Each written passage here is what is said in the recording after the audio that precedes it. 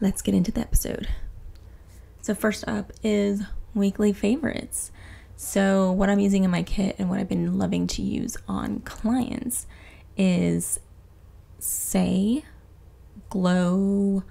I actually don't know the name. I should have wrote it down, but it's Illuminating Glow by Saie, S-A-I-E. I use it under foundation, so I kind of use it as part of my skin prep. I prep the skin, use moisturizer, I use a primer, and then I kind of let all that sit, and then I also apply this glow directly onto the skin, or if I want like a lighter coverage or more glow, I actually add it to the foundation and just apply all over the skin. Next favorite is the Melt liners, eyeliners specifically. They're so creamy and pigmented, and I like using them for bridal parties and weddings because they are waterproof. So love those. Next up is Nars, the Nars Radiant concealer. I've been using that in my kit for a while, and that's like the only concealer I have in my kit. I am trying out the Hourglass concealer because I've heard really good things about it. I don't like it on myself. I don't use a lot of makeup, so what I feel is that the Hourglass concealer is really thick and really creamy, and it's kind of hard to work with, so I'm not loving it. I don't think I'm gonna buy it again. But yeah, I like sticking to the Nars concealer. I like using that on myself as well. It's just blendable.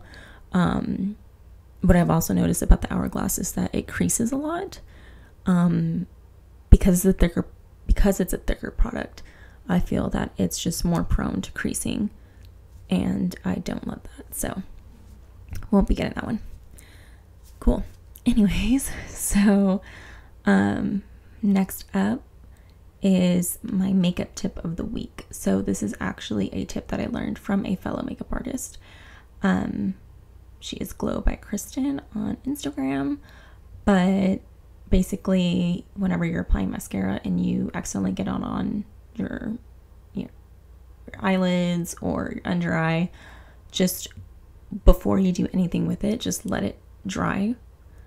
So finish out the rest of your makeup or do something else, and then go back to it and use a spoolie, like a mascara wand, but obviously not one with product on it, like a clean spoolie, and just scrape it off with that, and it will just fall right off, and you don't have to cover it up with concealer, foundation, do the whole steps, all the steps all over again. And you won't smudge it, because whenever we get mascara on ourselves, we always want to immediately take it off, but all that's going to do is just melt it even more into the skin and make it even harder to get off. So definitely wait for it to dry and then use a spoolie to swipe it off. So next up is new products that I have. I know one of them is definitely new that came out today, which is funny because I wasn't sure when he was going to drop it, but one of them is definitely new, and the other two are just new to me. I don't know if they're technically like new to the beauty industry. I just have seen them on TikTok, and so I just saved them and I wanted to talk about them. So first up is Patrick Ta, of course. When are we not talking about him? He just came out with a new eye product. It's called the Multi-Dimensional Eye Toppers, and if you love shimmer and glitz, this is for you. It's like a fine loose glitter to add on top of eyeshadow, perfect for those holiday parties coming up. At the time, I didn't see when he was dropping it, but he did drop it today, so which is great because I needed to give you guys the pricing and all that stuff. So he has two colors out. He has It's Giving Rich, which is like a gold bronzy color, and then It's Giving Luxury, which is like a pearl white color, and they are $28. And the description on the website says, this multi-dimensional eye topper is the perfect product to add glitter and shine into any look. The soft, shiny texture allows for an easy application to enhance any eye look in a simple swipe. So they look amazing. The packaging is like, you know, it's giving expensive. So we just love his stuff. So let me know if you're going to try those out. Next up is a NYX product. And it was funny because I was browsing the NYX website and I noticed that they already have Christmas kits out. Like, for real, can we at least wait till Halloween's over? Like, I'm okay if you start Christmas stuff in November, but yeah, they have all these holiday kits and I'm like, what is going on? But the next product is, so it's the NYX Thick Stick It Brow Gel. Say that 5 times fast. It just gives a natural filled in look to your eyebrows. So if you have thinner brows, it I believe it has some fibers in it that helps give you a more fuller look. So let's look at the website so I can tell you exactly what the description is and how much it is. So they're only $12. It comes in 1, 2, 3, 4, 5, 6, 7, 8 colors. And so it says why we love it. This is in the description. Take your brows to new heights with Thick It Stick It Brow Gel from NYX Professional Makeup, made with plant origin fibers. This buildable tinted eyebrow gel tames and thickens arches with a natural finish that lasts up to 16 hours. The vegan formula is available in 8 inclusive high-impact shades to complement an array of hair colors from blonde to black. Upgrade your brows from thick to thicker and thicker to thickest for a one-and-done experience. So yeah, the benefits are it tames, thickens, and tints your brows. It's a buildable formula, can be layered to your liking, and provides up to 16 hours of wear. I found a girl on TikTok using it, and it really did give her brow, like it filled in her brows and made her hair. It just looked like she filled them in, and it looked really natural. And it's just like a spoolie. You brush the fibers into your hair, and it's super easy and quick. So I thought that was interesting. So yeah, next up is the Fenty Blemish Defeater BHA Spot Targeting Gel. This is another thing I found on TikTok. And again, I don't know how new this is, and it's probably not even new, but it does say it has gone viral on the website. But what it is, let me look for the description. It's a shield and combat blemishes without sacrificing your makeup look. This salicylic acid backed spot targeting gel fights blemishes, clarifies, reduces surface oil, and guards against environmental assailants. Its unique jelly texture dries down quickly, so you can wear it anytime you want, especially under makeup. So that's what got me. So in the TikTok video, she puts it onto her skin. So if you've ever used like a liquid band-aid, you can kind of like, whenever you're done with it, you just kind of peel it off. But it provides kind of this invisible shield. And then you can put your product over it. So if you have like a blemish, which I currently do, that's really prominent, that's red, that's kind of hard to cover up. Because I mean, you can cover it up, but with those blemishes, they often, like a lot of the foundation or concealer can wear off. So I wonder if using this will help kind of contain it a little bit more under your foundation. But it looks like on the website it says the lowdown, invisible on all skin tones and under makeup, creates the perfect canvas for makeup. Unique gel texture dries down quickly without feeling sticky or tacky. It improves the appearance of blemishes and reduces the look of pores, shields and protects blemishes from makeup while clearing skin, calms and soothes troubled skin, clarifies without drying skin, and it's fragrance free. So yeah, I think that's so like such an interesting product, and I'm curious if you guys are using it or want to use it. All right, so that is a wrap on new product for the week. Let me know if there's anything you want me to bring up on the podcast or anything you want me to try and review, because I can do that too. So on to the final topic of this episode is 10 things. This is going to be probably a part 1 because I'm sure there are more of these, but these are just the ones that came to me that I've experienced or that I've noticed. So these are 10 things your bridal hairstylist wants you to know, part 1, essentially. So the first one is, if we tell you to prep your hair a certain way, please come with it prepped that way. So if we say come with clean, dry hair, we mean it. We can dirty it up with our products, and we can control the level of grit we have. But nothing is worse than working on hair that is oily, waxy, wet, and that does not hold a curl, and sometimes can give off not the most pleasant smell.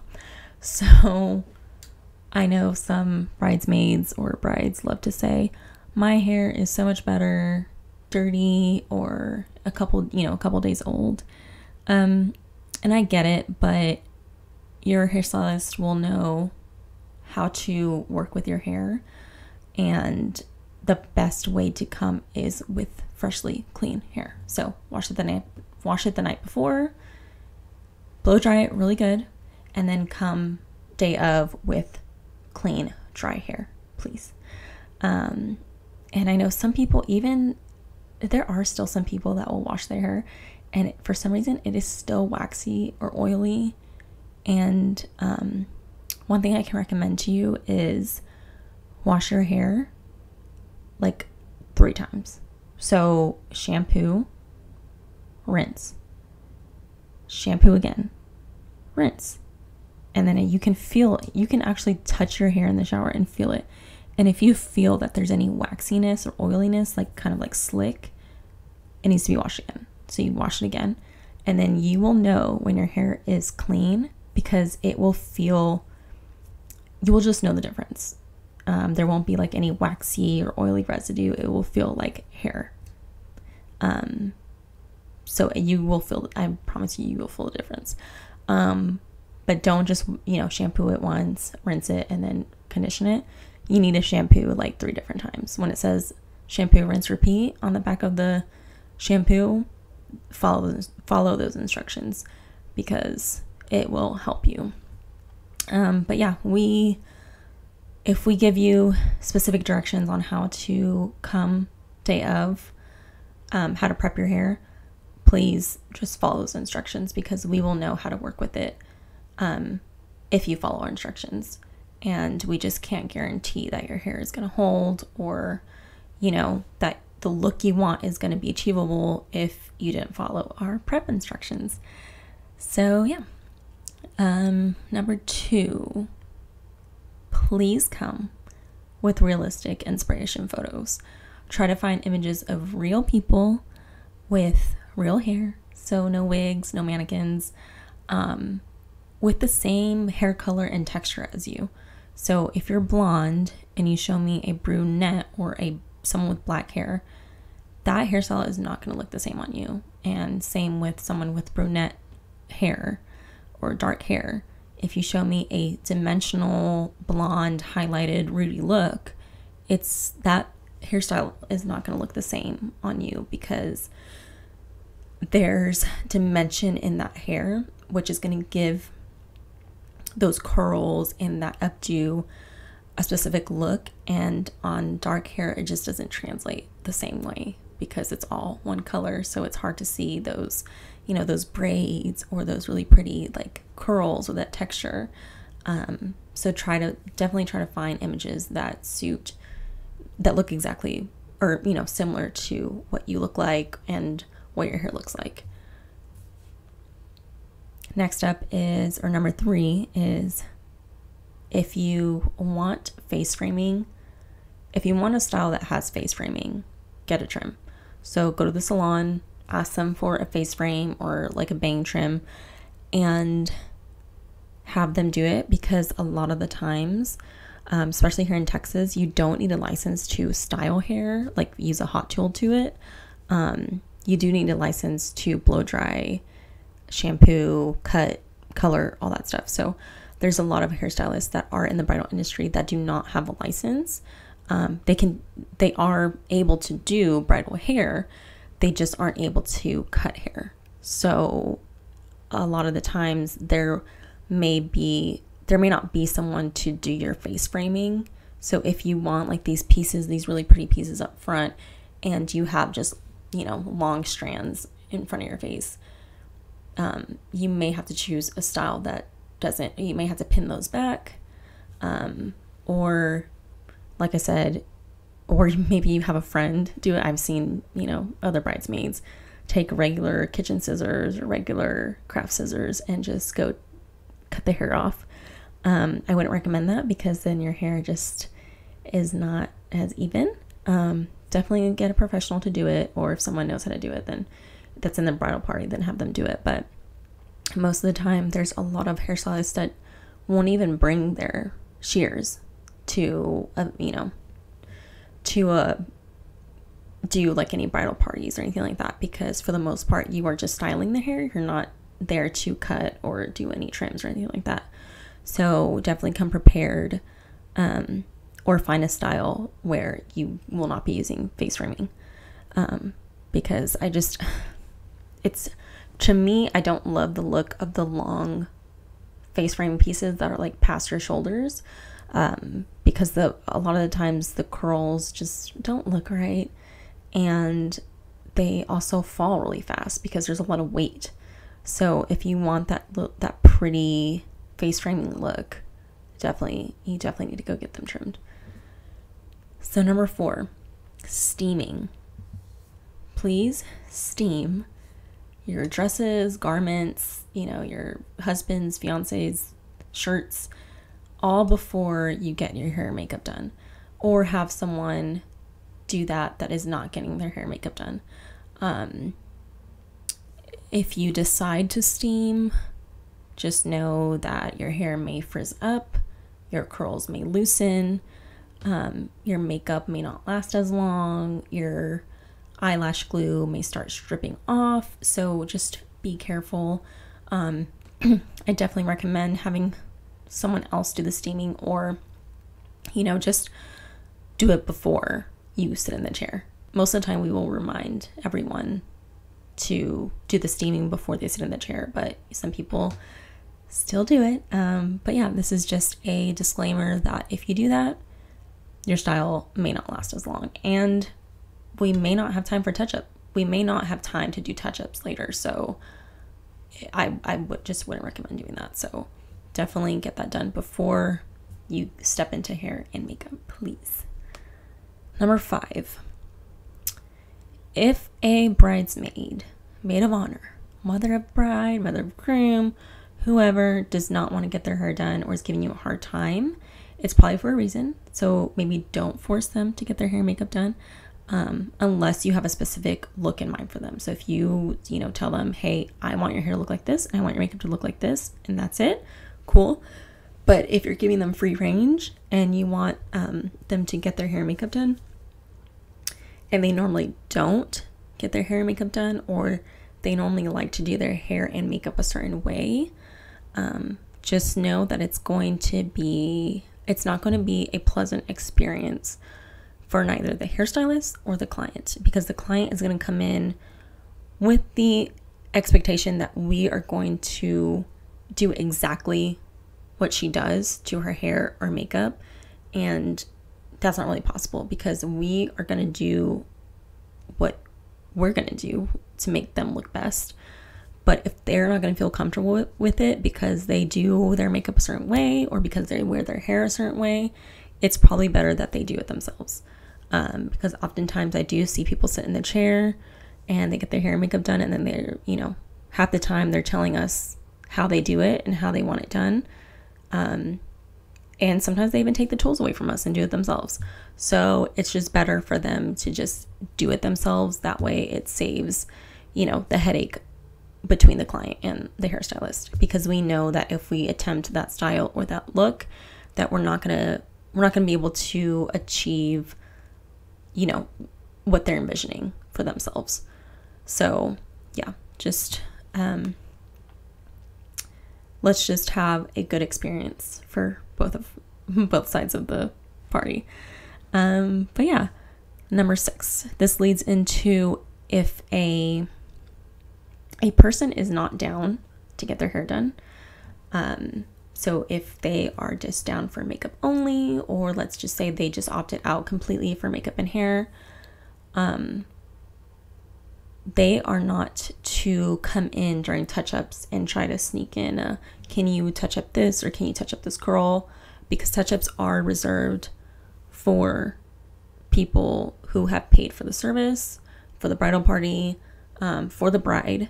Oftentimes there are some people that will try to sneak in to get certain things touched up during touch-up hour. Even if it's just bangs or, you know, putting lashes on, that is still a service that we need to provide. And we are happy to do that. But for me at least, I don't know about any other bridal parties, but for me at least, it would have to be an add-on service, and that's only if we have time.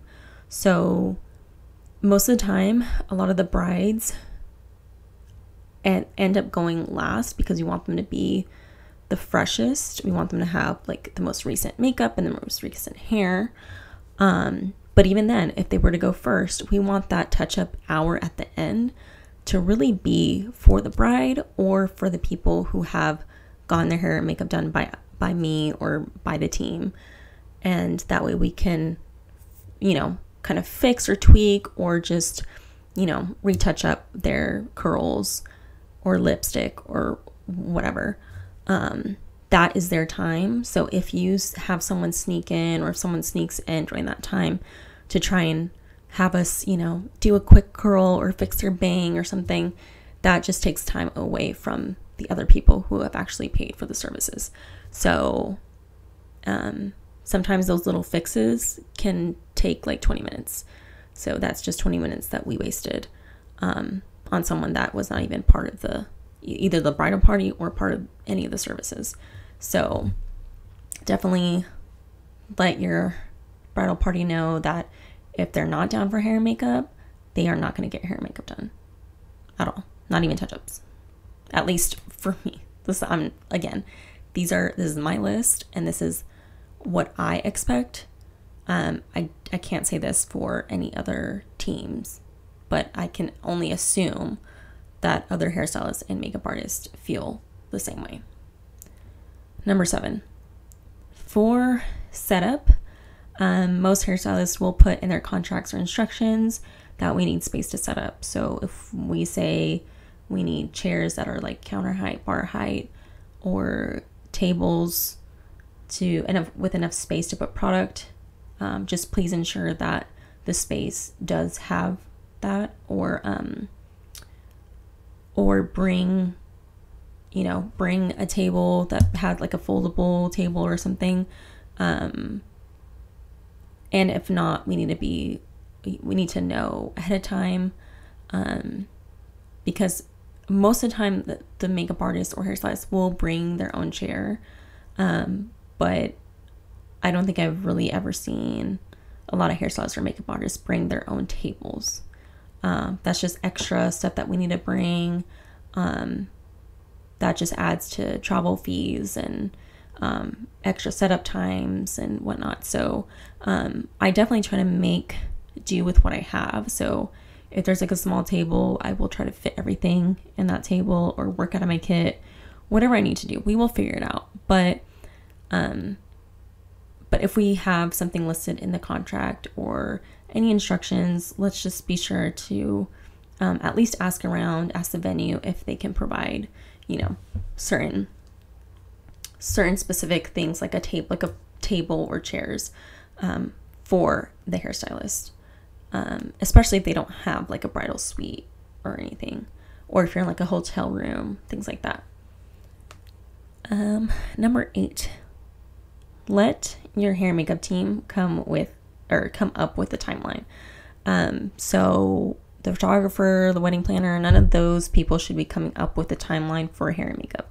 It should only be the hair and makeup team, because we will know how long we will need for each person to get ready, and we will need to determine when we will start and end, not the other way around. No one knows the process better than us, so let's plan on the timeline, and we can share that with the photographer and the wedding planner or coordinator, whatever you have working that day, whoever you have working that day. Number 9, if you don't like something, tell us, please. I hate it, or I very strongly dislike when I'm finished with the service and the person says, I love it, cool, move on. Next thing you know, they're in the bathroom crying, or they're in the bathroom taking something off, or trying to fix something. If there's something that you want to change, let us know right then and there, because we will try everything we can to get it to how you want. We can take off stuff, we can change the cut, whatever it is. We don't want you walking out of the chair unhappy or, upset because it's not what you wanted. Like, I know bridesmaids don't get a ton of time, but if there's little tweaks that we can do to at least make it, wearable, we would like to know. So definitely let us know. It's not going to hurt our feelings. It is like an art.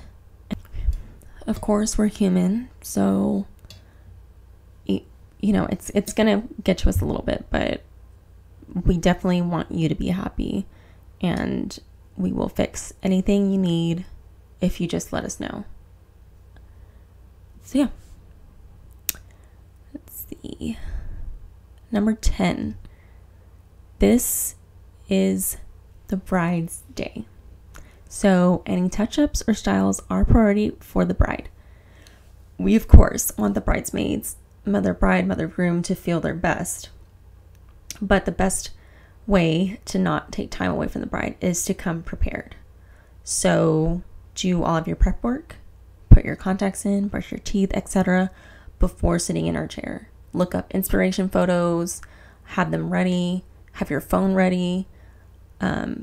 Just be mindful of the timeline. So if you know that you're up next, start getting ready, because it's, a lot of the times we are ready to go. We call the next person and they're still not in our chair because they are off, working with the wedding planner, or they're, they decided to put contacts in for the first time, or, there's just a million things that can happen. So definitely just make sure that you're following the timeline. Make sure that you're ready for whatever time you're supposed to be in the chair.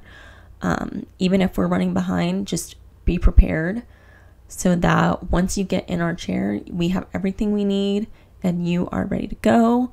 That way we're not taking away from the bride's time or taking away from touch-up time. So yeah, that's like the main thing. So yeah, that is the top 10 things that your bridal hairstylist wants you to know. If there are any ones that I have missed, which I'm sure there are, let me know in the comments, or let me know on Instagram, and I will add them to the next one. I'm also thinking about doing a 10 things your makeup artist wants you to know, and a 10 things your hairstylist wants you to know. So behind the chair in the salon, things that we just want you to know. So if you have any suggestions, please leave them in the comments again, or send me a message. If you like this episode, leave a review and rate it on Spotify. If you liked this episode on YouTube, hit like, subscribe, and yeah, let me know what else you want me to talk about. But that wraps up episode 2. Thank you for listening. Hopefully I'm getting better at this, and I will see you in the next one. Bye.